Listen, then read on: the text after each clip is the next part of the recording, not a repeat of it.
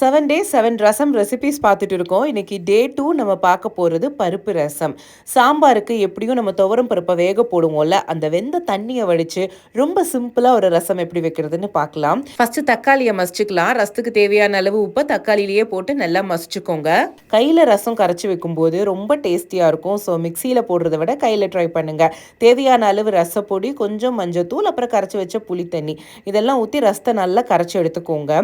இந்த ரசப்பொடியோட recipe already நான் share பண்ணியிருக்கேன் பாருங்கள். எண்ணெய் காஞ்சதும் கடுகு, வெந்தயம், கருவேப்பிலை, ஒரு பச்சை மிளகா, இடித்து வச்ச பூண்டு, சும்மா பேருக்கு ஒரே ஒரு சின்ன வெங்காயம் ஆட் பண்ணியிருக்கேன். அந்த ஃப்ளேவர் நல்லாயிருக்கும். கரைச்சி வச்ச ரசத்தையும் உள்ளே ஊற்றி அதை நல்லா ஒரு கொதி விட்டுடுங்க. அதுக்கப்புறம் அடுப்பை சிம்மில் வச்சுட்டு பருப்பு தண்ணியும் உள்ளே ஊற்றிடுங்க. பருப்பு தண்ணி உள்ளே ஊற்றின பிறகு ரசம் கொதிக்கக்கூடாது. நல்லா அப்படியே நுர கட்டி வரும் பொழுது தேவையான அளவு பெருங்காயத்தூளும் கொத்தமல்லியும் சேர்த்து ரசத்தை மிக்ஸ் பண்ணி ஆஃப் பண்ணிட்டீங்கன்னா பருப்பு தண்ணி ரசம் ரெடி.